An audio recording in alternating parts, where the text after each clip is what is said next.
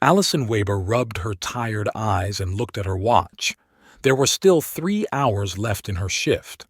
The evening Tesco Express was almost empty, with only a few regular customers walking slowly between the shelves.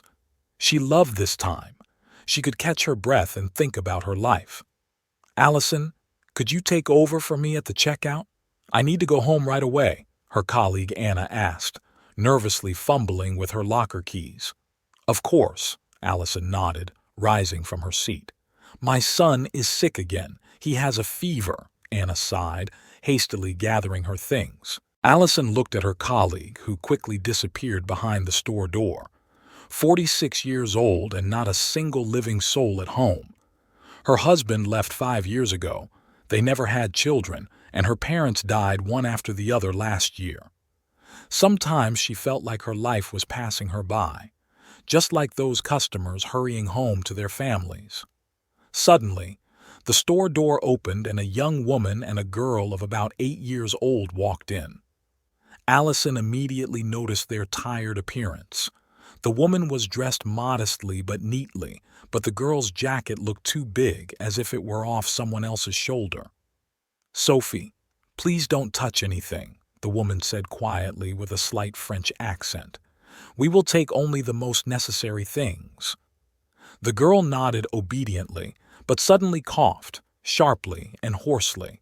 The coughing lasted for several minutes, forcing her mother to nervously take an inhaler out of her bag. "Here, sweetheart," she whispered, helping her daughter take a few breaths.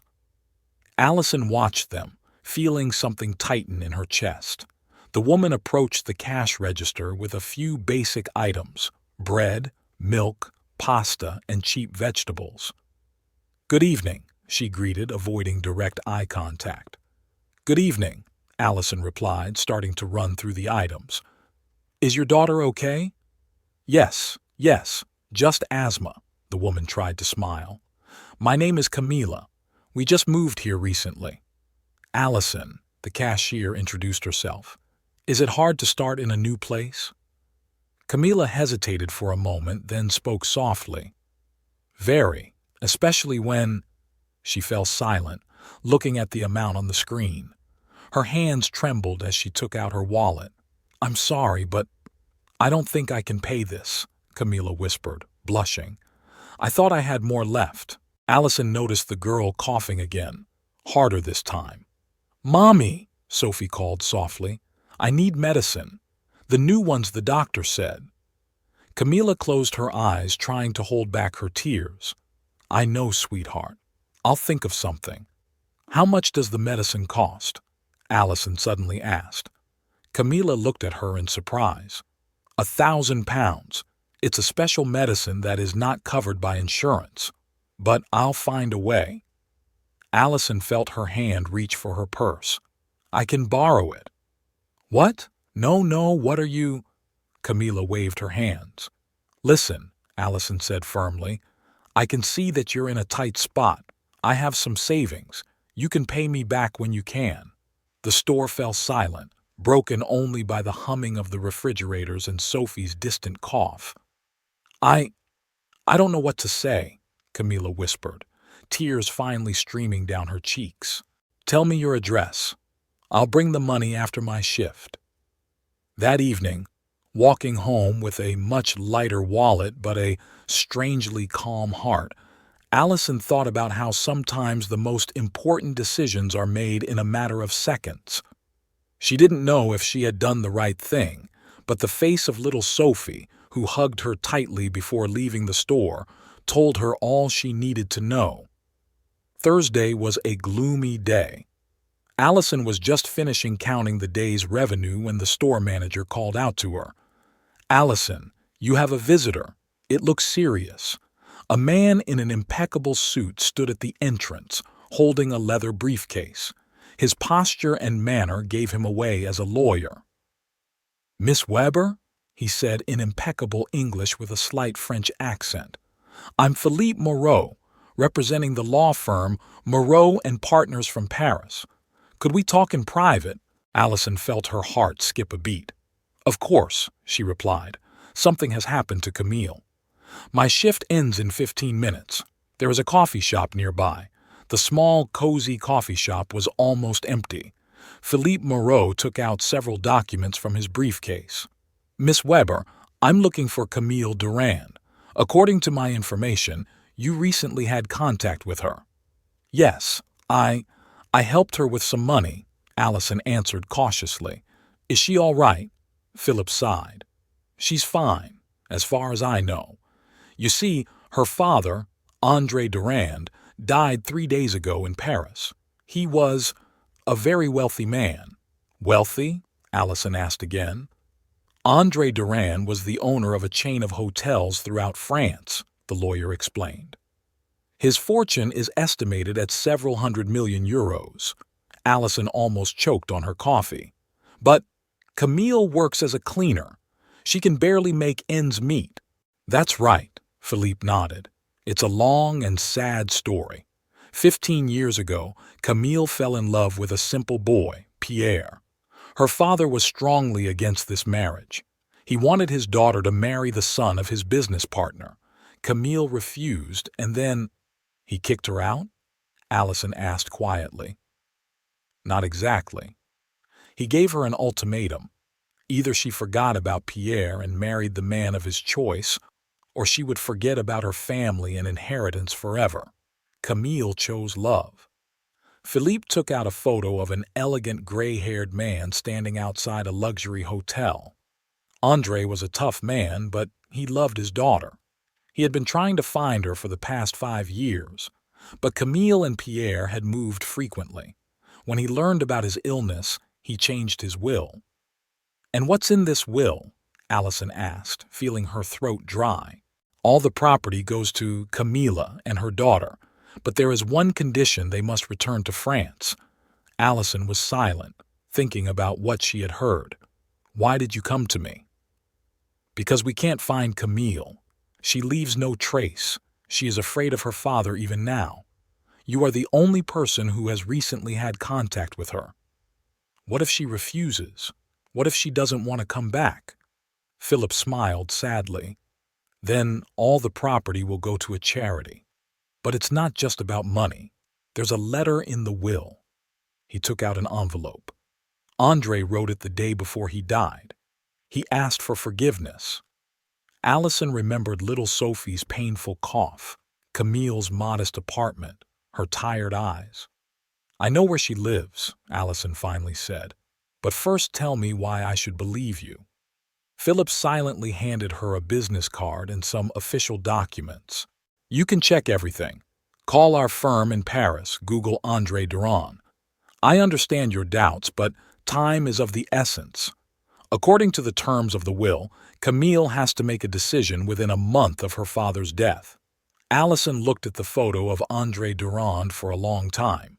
She saw something familiar in his eyes, the same sadness she had seen in Camille's.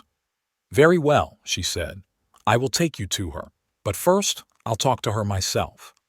Allison turned to the lawyer as she was leaving the coffee shop. "You know, sometimes the greatest wealth is the ability to forgive and be forgiven." Philippe nodded. "That's exactly what Andre wrote in his last letter." Camille sat on the worn couch, clutching the letter from her father, her shoulders shaking and tears streaming down her cheeks. Allison put her arms around her friend, trying to support her. "I can't go back to France," Camille whispered. "There are too many painful memories there." Philippe Moreau sat across from her, waiting patiently. The room was silent, with only Sophie's muffled cough coming from the nursery. "Mrs. Durand," the lawyer said softly, "your father was truly sorry. In recent years he—" Suddenly, the apartment door opened sharply. A tall man with a tired face and a worn suitcase in his hand stood on the threshold. "Pierre," Camilla gasped, jumping up from the couch. "Camilla?" His voice was trembling. "I know everything.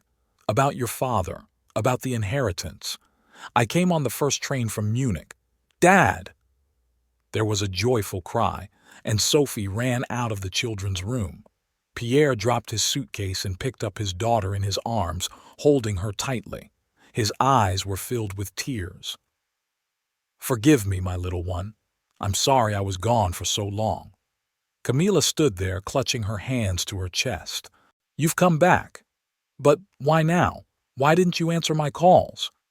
Pierre gently lowered Sophie and walked over to his wife. "I couldn't.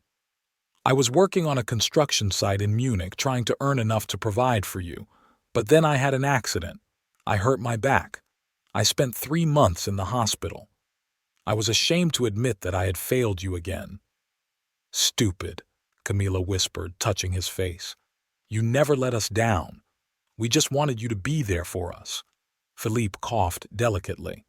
"Mrs. Durand, we still need to discuss—" "Camille," Pierre interrupted him, "I learned about your father from his secretary. She found me in the hospital. Listen, maybe this is a sign, a chance to start over. But you hated it all, the luxury, the social events." "It wasn't that," Pierre said softly. "I was afraid that money would change you.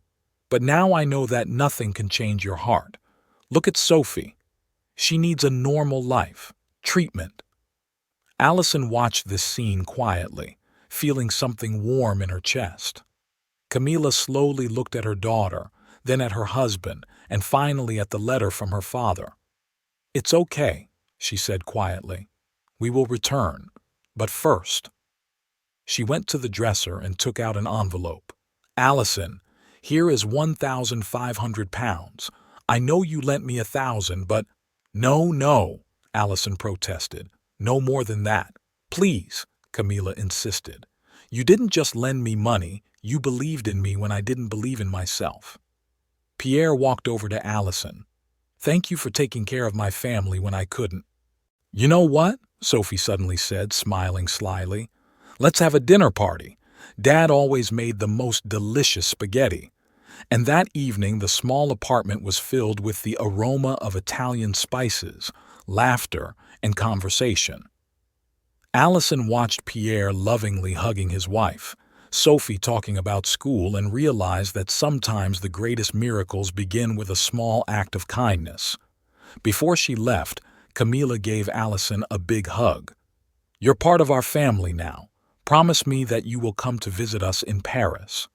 "I promise," Allison whispered, feeling her heart fill with real happiness for the first time in years. A month passed. Allison stood at the window of her apartment holding a postcard with a view of the Eiffel Tower. "We miss you. Kisses, Durand family," was written in Camila's familiar handwriting. Suddenly the doorbell rang. Sophie stood on the doorstep with a huge bouquet of wildflowers. "Surprise!" the girl exclaimed, throwing herself into her arms. "We've come for the weekend." She was followed by Camille and Pierre, loaded with packages. "We thought it was time to visit our second grandmother," Camila smiled.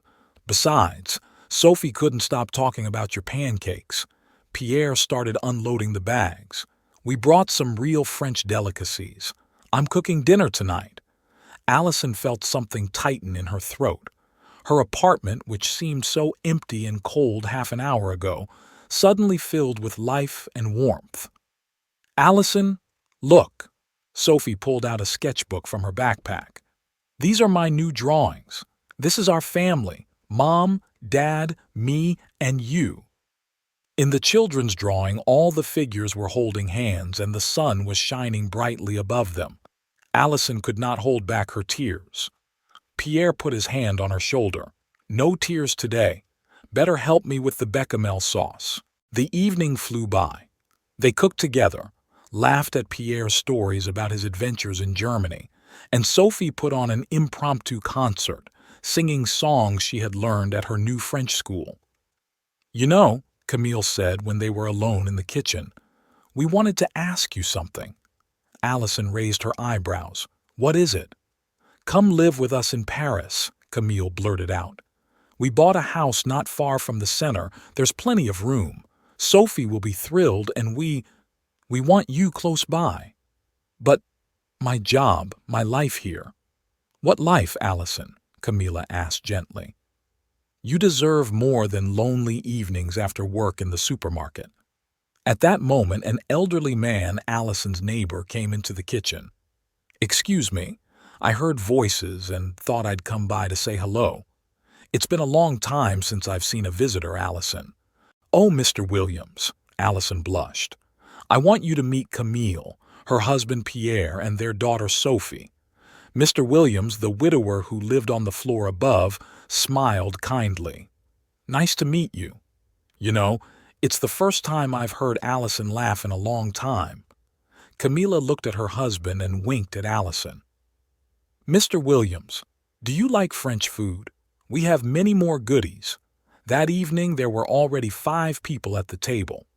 Mr. Williams turned out to be a wonderful conversationalist with a special love for French culture. He talked about his travels in Provence in his youth, and his eyes shone when he looked at Allison. Later, when everyone left, Camilla hugged her friend. "See? Life is full of surprises. You just have to open the door sometimes." Allison looked out the window at the city at night and thought about how one chance encounter could change everything. She no longer felt alone. She now had a family that loved her, and perhaps something new and beautiful was beginning to emerge in her heart. "You know," she said to Camilla, "I'm going to think about moving. But first, maybe I'll invite Mr. Williams for coffee." Camilla smiled and squeezed her hand. "Life is just beginning, my dear. It is just beginning." A year passed like a day. Allison stood on the balcony of her new Parisian home, inhaling the aroma of freshly baked croissants from the coffee shop around the corner. She still couldn't believe how her life had changed. "Grandma Allison," Sophie's voice came from the garden.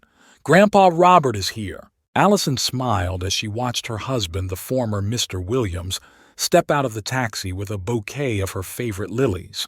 Who would have thought that 3 months after that memorable evening, they would be married and moving to Paris together? "Robert," she hurried downstairs. "How was the conference in London?" "Wonderful, my dear," he hugged her tenderly. "But I missed you and our French family." Camille and Pierre came out of the house holding hands. "Finally, the whole family is here," Camille exclaimed joyfully. "Today is a special day. Indeed, it was Sophie's birthday. The girl was turning 9 years old and she was almost free of coughing thanks to the right treatment." "You know," Camilla said as they sat around the festive table in the garden, "sometimes I think about that night in the supermarket. What would have happened if Allison hadn't decided to help a stranger?" Allison took Robert's hand. "I would probably still be spending lonely evenings in my London apartment. And I wouldn't have the best second grandmother in the world," Sophie said, hugging Allison. Pierre raised his glass. "To family. Not the one you are born with, but the one you find in your heart." "And to good deeds," Camilla added. "They come back 100-fold. The evening was warm and cozy. Soft music was playing in the garden and it smelled like jasmine and freshly baked cake.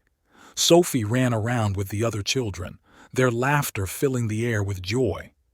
Allison looked at this picture and felt her heart overflow with happiness.